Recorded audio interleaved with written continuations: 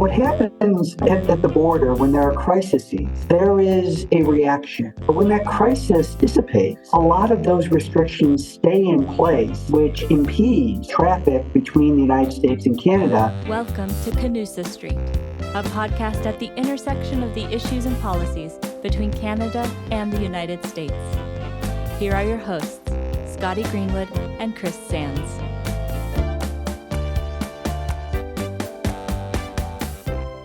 Welcome back to Canusa Street, everybody. I'm Scotty Greenwood with Canadian American Business Council, joined by my dear friend Chris Sands at the Woodrow Wilson Center. Hey, Chris. Hi, Scotty. Nice to see you. Nice to see you. Chris, the podcast today is exciting because we have a returning guest, a very distinguished guest. We are bringing back Congressman Brian Higgins to the podcast. We had our listeners might want to go back and listen to our earlier episode. It was really direct and I thought interesting. I listened to it right before we recorded this one just to refresh myself. But you guys might want to go back too. At the time, we were talking to Congressman Higgins about the fact that the Canada-U.S. border was closed, and a lot has happened. And I think we're going to talk more about border policy. He's got a new piece of legislation that I'm super interested in, and whatever else is on his mind. But before we do that, why don't you give everybody a quick introduction to remind our listeners properly of our distinguished guests, and then Congressman, we'll get right into it. Yeah, absolutely. Thank you, Scotty. This is it is an exciting repeat guest. Brian Higgins is a member of the United States House of Representatives, serving New York's 26th congressional district, which includes portions of Erie and Niagara counties. His Western New York district, which already included the cities of Buffalo and Niagara Falls, recently changed to encompass additional communities along the Niagara River and Lake Ontario bordering Canada. In the 118th Congress, which is the one we're about to, or was just gotten started, Brian serves on the House Committee on Ways and Means, where he is a member of the subcommittees on Health, Social Security, and Trade. And in addition, he's going to serve on the House Committee on the Budget. So a very influential and busy man with a lot of people want to talk to him. I'm glad he had time for us. More importantly for Canusa Street listeners, you should know that Brian Higgins is the co-chair of the Bipartisan Northern Border Caucus and the co-chair of the Binational Canada-United States Interparliamentary Group. And additionally, he's a member of the Great Lakes Task Force, and in these roles, he advocates for federal policies that recognize the unique needs of northern border communities, efforts that serve to strengthen economic and security ties with our Canadian neighbors and expand tourism and trade. Congressman, you belong on Canusa Street. Welcome. Chris, Scotty, it's good to be back with you. I'm pleased to talk to both of you about issues that are important to all of us and to the United States and Canada, Western New York and Southern Ontario. So I'm pleased to be back and thank you for having me. Well, we're delighted to have you, and you're welcome early and often. So when we were talking last time, so we're recording now, it's February 2023. When we were talking last time, the border was closed. We were barely reopening. We were really frustrated. You were quite direct in your criticism of the Biden administration for its policies with respect to the border. Now, fast forward, we have a sort of a better problem to have, I guess, which is the border finally reopened, the Canada-U.S. border, but the Nexus enrollment centers remained closed for quite a period of time. Nexus enrollment, for our listeners, Nexus is a trusted traveler program that really facilitates commerce and security between our two countries. And it's a long story. We don't have to go into it, but Nexus enrollment was closed. Congressman Higgins and others were saying, you know what? If the reason Nexus enrollment centers were closed was that the two federal governments, Canada and the United States, couldn't agree on a set of legal principles having to do with the individuals doing interviews for people to get enrolled in Nexus. So Customs and Border Protection folks. And so a lot of people were saying, hey, man, during the COVID, we learned about Zoom. We learned about virtual meetings. The world can now meet virtually. Why can't Nexus interviews occur virtually? And Congressman, I guess you asked yourself the same question. Do you want to talk to us about where we are and about the legislation that you just recently introduced? Well, in truth, just for sake of full disclosure, it's not even my idea. Customs and Border Protection started a virtual interview component of the Trusted Traveler Program in June of 2021.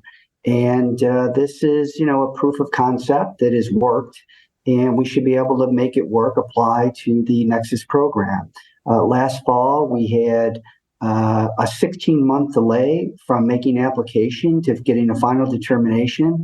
That's unacceptable. It's improved somewhat because there is a pilot program going on, including at the Peace Bridge. But the individual applicant still has to stop physically and on the Canadian side be interviewed by Canadian Customs and Border Protection officials, and then drive to the American side and get a second interview by U.S. Customs and Border officials.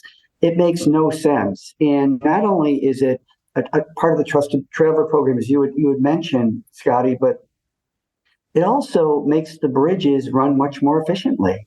Because if these individuals don't have their Nexus cards, 80% of whom are Canadian, then they are in the traditional lines where there is a constant delay. And we've talked about the maddening experience of that previously, both for passenger vehicles and commercial vehicles. And what we want to do is encourage people to make that cross-border trip. When there are lines, when there are delays, when there is uncertainty, people are going to adjust their economic behavior to avoid the bridge altogether. And I'm concerned that during the pandemic, a lot of those trips that we lost are going to be slow in coming back if they ever come back again, because people find alternatives. And that's not good for the United States. It's not good for Canada. It's not good for life quality. It's not good for the economy of both countries and the regional economies. So this makes perfect sense.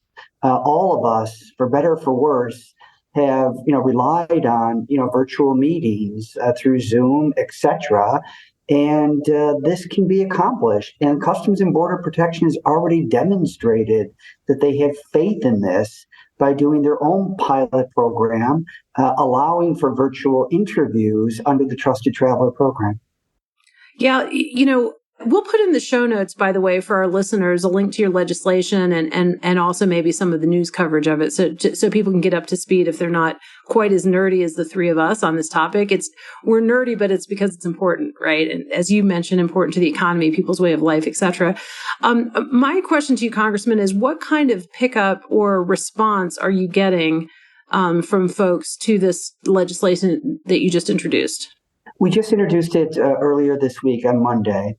And we're seeking co-sponsorship, and I'm confident that people will, be attracted to this bill because it's not ideological; it's commonsensical. Yeah. And we should all be seeking to do, an expedited version of a process that was pretty easy when it first started, and all of a sudden, because of the jurisdictional issues that you had mentioned at the outset, it's been complicated. This is. Also speaks to a larger issue. And I believe this strongly. I'm not trying to get back to a baseline that is pre-pandemic. I'm trying to get back to a baseline that is pre-9/11. And what happens at the border when there are crises, there is a reaction. And, the justification is you'd rather be safe than sorry. I get that in the moment. I really do.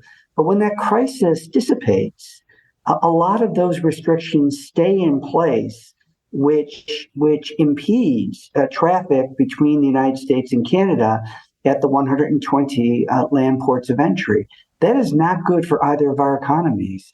And I often say, there are 15 million people that live in Southern Ontario. That is everything north of Fort Erie up through and including the Greater Toronto area.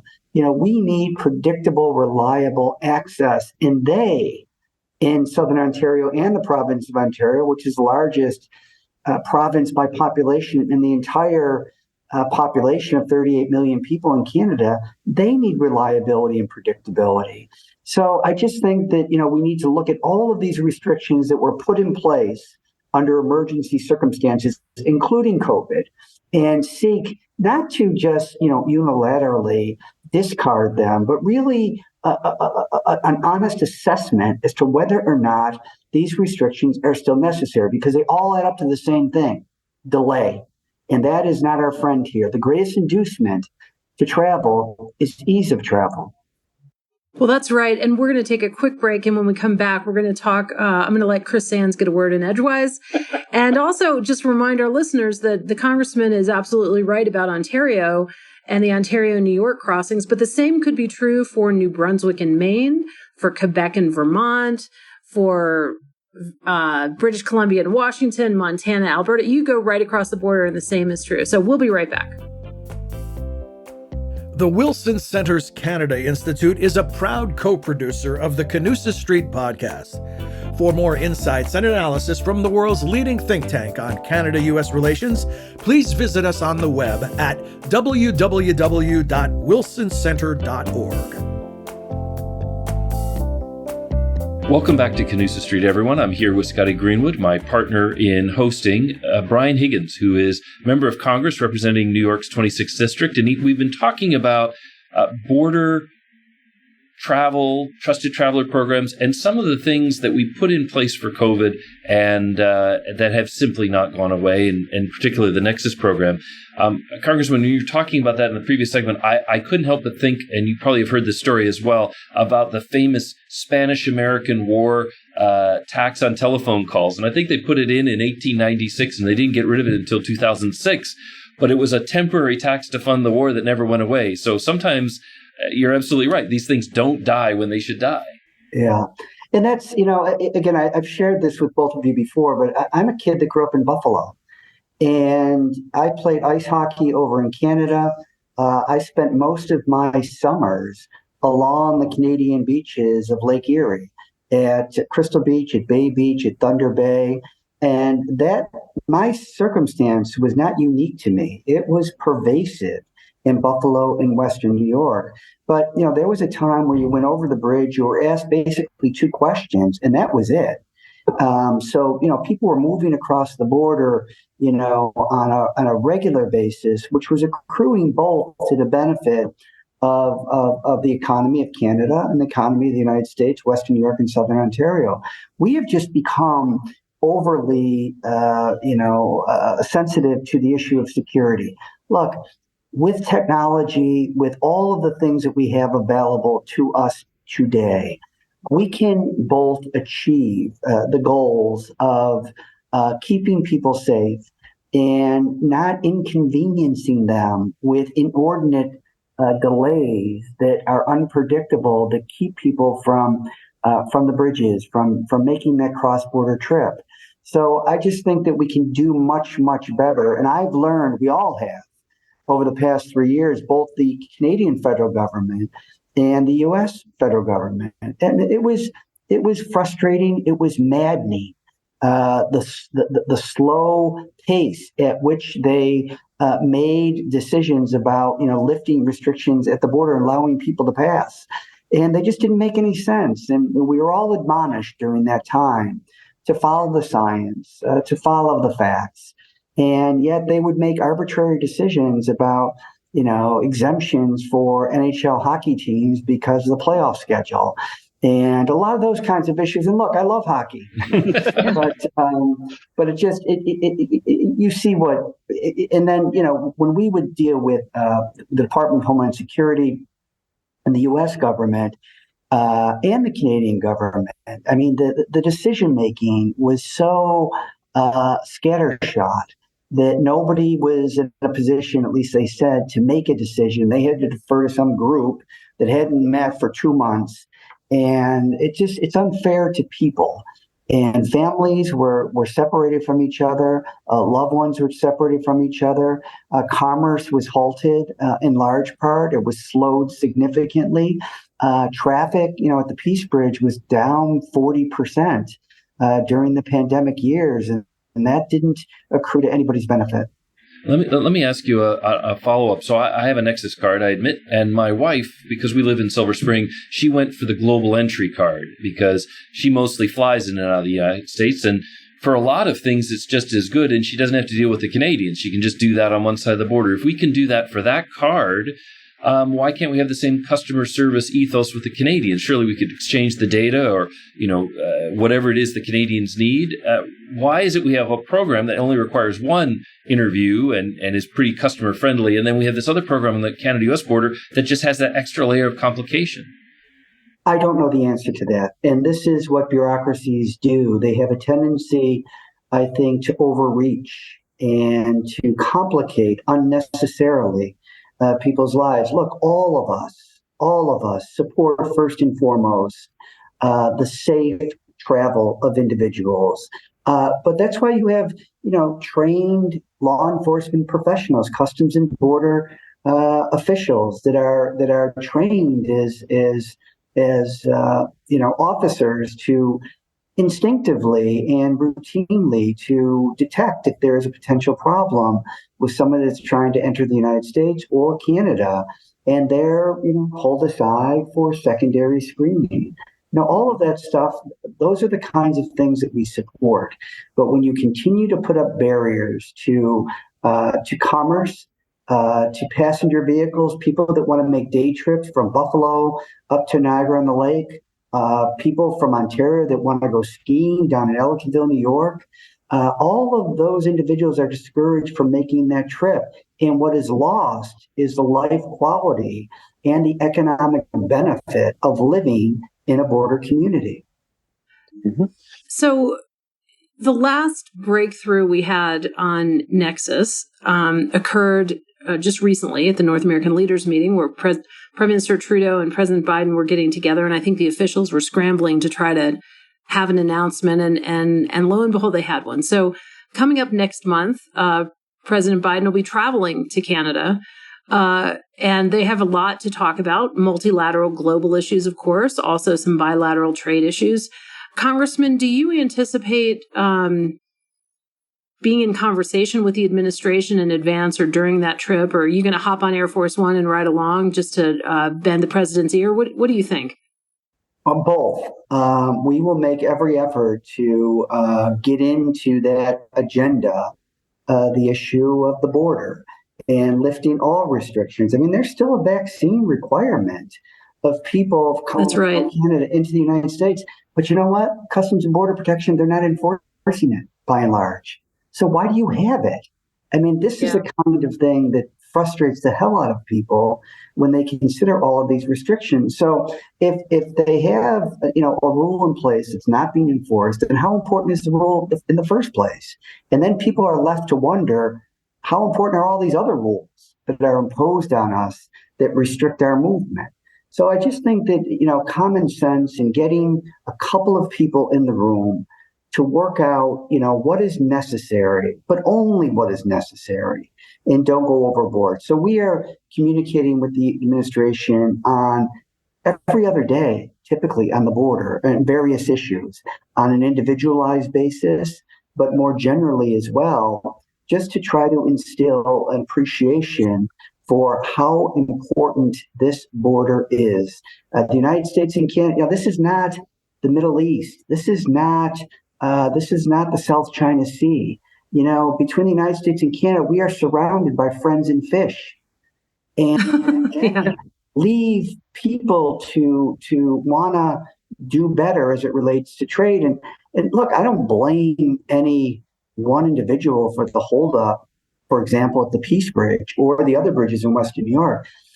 I blame the process, the bureaucratic process that really ties their hands. And if they're professional law enforcement officials, Customs and Border Protection agents, as they are, let them act as professionals, but don't unnecessarily burden them or restrict them from doing what it is they do.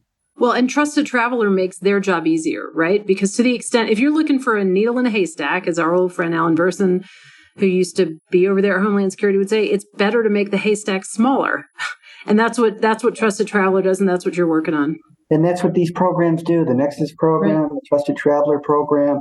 And if Customs and Border Protection is already doing, a pilot project as it relates to virtual interviews, there is no reason why that could not also apply to the Nexus program. Well, if I can jump in on bureaucratic processes, at the Wilson Center, we created a task force on public health in the U.S.-Canadian border. And one of the things you spoke to the task force and were really a font of wisdom for us. One of the things we took out of that, in addition to talking about trusted traveler programs as great test beds for trying new ideas because people are willing to do it, was a really strong sense that we needed to revise the North American Plan for Animal and Pandemic Influenza called the NAPAPI, which is a funny name. But we had created that following the 2003 SARS epidemic with Canada and Mexico, and it focused on air. And then we had the avian flu epidemic under Obama, and he made sure we went back and we updated it.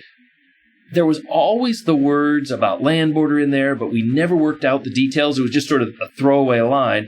Now that we've had this experience of all this disruption, can't we learn some lessons and put them into the new sort of another update of the NAPAPI? And the leaders at the NALS meeting here in Washington in 2021 said they were going to make that a priority. They just met Mexico City, said, oh yeah, we're working on it, but I've seen no evidence that they're doing any of that at all. I mean, can't we learn something from this experience, at least get something good out of it? Well, without question. But, think about it in the United States. You've got the Department of Homeland Security involved in decisions about this. You have the Centers for Disease Control and Prevention involved with this. And then you have the Canadian counterparts involved with this. And then the general bureaucracy from the Prime Minister and the President on down. So that does not make for efficient decision-making. And that's why I think that if we could somehow separate out the land ports of entry, because there are a lot of them, and there is a lot of economic activity occurring across those land ports of entry. Finding a way to just come up with one policy, speaking with one voice, not only about the current situation as it exists, but about what's going to happen prospectively. You mentioned SARS. We had COVID-19. There'll be SARS 3, 4, 5, and 6. That's coming. And the reasons for that is population growth. We continue to disrupt ecosystems that, some of these diseases are being carried by, the things that get disrupted during movement of land and wildlife. So I just think that we can be doing much, much better. And I think a lot of this is the bureaucracy, but a lot of this is common sense as well. And if we can get to a point at which, and let's be honest, one of the reasons the Northern Border Caucus was created was because there was a concern amongst both Republican and Democratic members of Congress that the northern border was being depleted of resources, both human and financial, because of the situation at the northern border. I think many of the decisions that were deferred, that were delayed, that weren't being made as it relates to the northern border were because, they wanted consistency. With the southern border, yeah. Two very, very different places.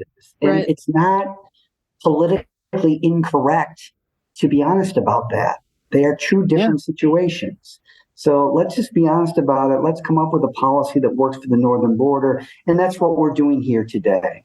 We're trying to carve out, if you will, the uniqueness of the northern border and address the challenges that exist there, which are abundant in of themselves, but they don't need to be coupled with a larger and different problem at the southern border.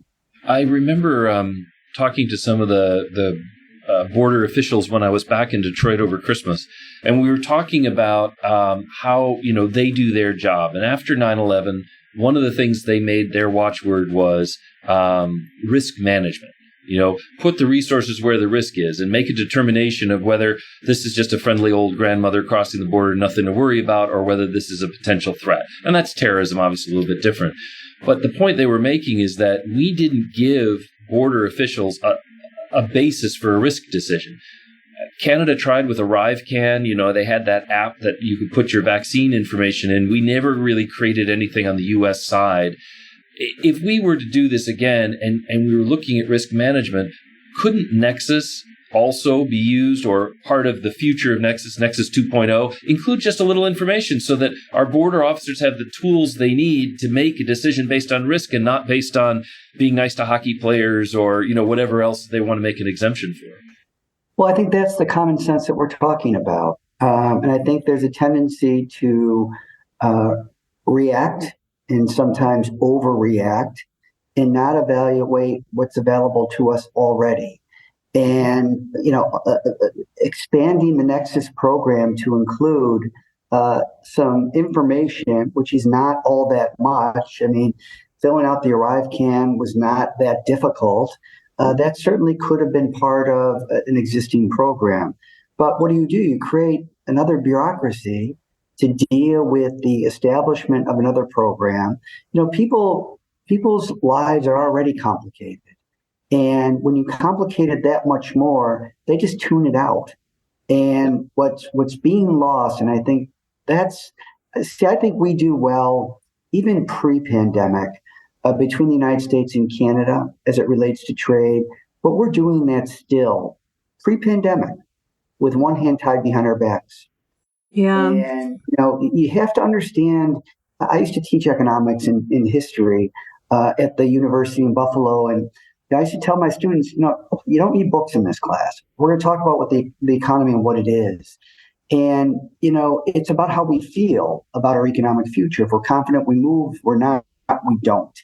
And that's the same is true with the border economy and bi-national economies, that if people are confident about their movement into that economy, they're going to move. But if there's uncertainty, if there's delays, if there are other problems at the border, they're going to adjust their economic behavior to avoid the circumstance altogether. What we have to do, and I'm afraid that we've lost some ground here, is instill in people an appreciation for the efficiency of the border. I talk to Ron Reines on a regular basis. I was with him Monday. He manages the Peace Bridge in Buffalo, probably the second busiest northern border crossing between the United States and Canada. And, there's a guy that's working every day to figure out how we can make this thing work better. Infrastructure, technology, policy, and all of those other things. And, there's a guy, I don't want to get him in trouble, but, he and I spent some frustrating moments over the past 3 years about what our respective governments were doing.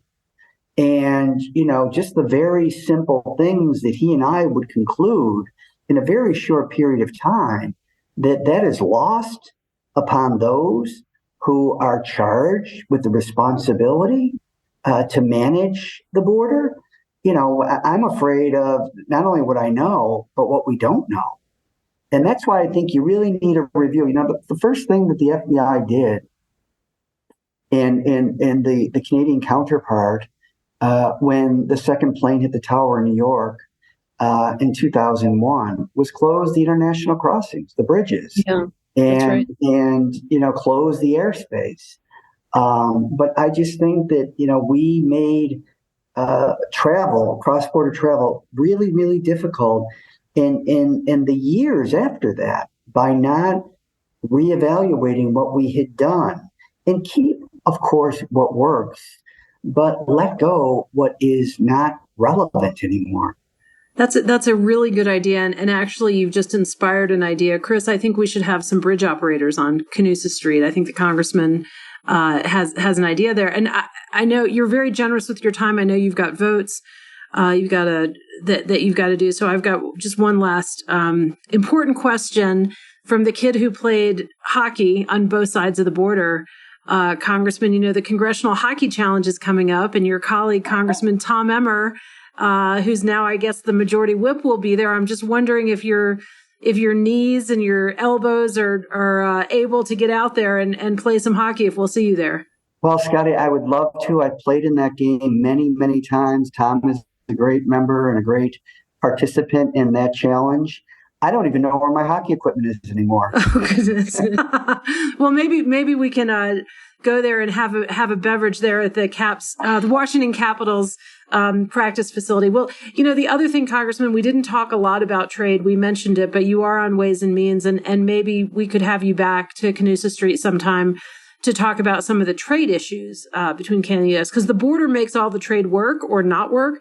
But then there's the good old trade agreements and disagreements, and we'd love if you want to come back, we'd love to talk to you about that sometime. I sure would, Scotty. Thank you very much, Chris. Thank you. Good to be with you both. Great to have you on Canusa Street.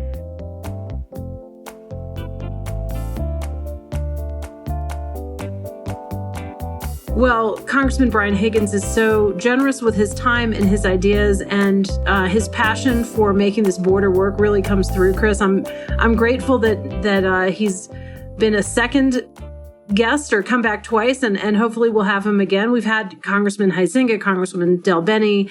We welcome policymakers on this podcast, and Brian Higgins is one of the thoughtful ones, and I always learn something. I always learn something too, and I have to admire, border policy is one of those niche areas. He's a border state congressman.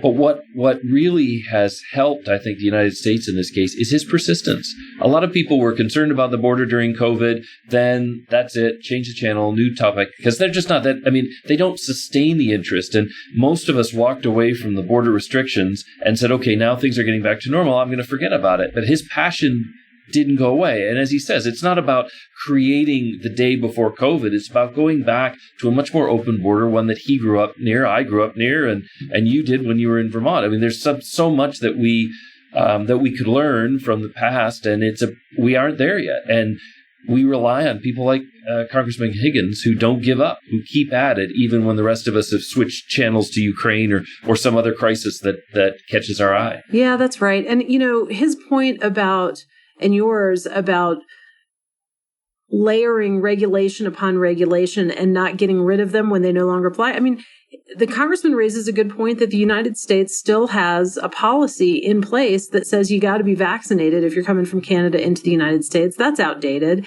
As he mentions, they don't enforce it. I didn't know that, but we need to deal with it. And, Chris, my Canusa Street example, I worked in City Hall in Atlanta for some years, and when you're repaving roads, you don't just pour more asphalt or concrete on top of the road. You actually grind it back down. You peel some layers off before you resurface a street. And so I think that's what he's talking about with border policy. We need to peel away the policies that don't work, that don't make sense, so that we can repave. We can add new policies like his virtual interview Nexus bill. So any congressional staff that are listening, go check out that bill, get your boss to sign on. Let's see what we can do here. But, taking away the old stuff so that you can make room for new, better ideas, I think is a smart idea. Well, and the congressman's an outstanding public servant. And the thing that public service always sort of is at risk of falling away from is customer service. And our taxpayers work really hard. Most people aren't border scholars. They live and breathe on Canusa Street, but they just want to be able to carry on their lives. And I think sometimes we're so focused on keeping people safe, we make them miserable in the process. And we've got to find a way to do that a bit nicer. Treat the taxpayer and the average citizen with some respect and say, hey, that was a crisis, but now we're going to try to make it easy for you. And a thing like a video interview, so you don't have to go all over town to get your paperwork done, is just common sense, as the congressman says. Yeah, I agree. I'm all for common sense. And one distinction I would make between the two of you, both you and the congressman are professors, teachers at the collegiate university level. And the congressman said in his talk with us just now that in his class on economics, he said, you don't have to read books. We're going to talk, about real economics. And I have to tell you, Chris, I have my youngest kid is about to go off to school upstate New York, actually, at Hobart and William Smith. And if he walked into a class and the professor said, you're not going to have any books, I think he would dance an Irish jig. And I bet you don't say that to your students. I bet they have to read. They do have to read. I do make them, but it's mostly so that I'm not so lonely. Every reader likes somebody else reading the same stuff. It just brings new things out of each reader. Everybody reads and picks up something different. So as new generations come, I like to have them read the classics. Professor Sands Book Club. There you go, everybody. Well, thanks. It's always great to see you, my friend. It's always great to see you, Scotty, and we'll look forward to being back here again on Canusa Street very soon. Very soon. See you later. This podcast is brought to you by the Canadian American Business Council and the Wilson Center. If you like this episode, help others find our show and give us a rating on Apple Podcasts or Spotify.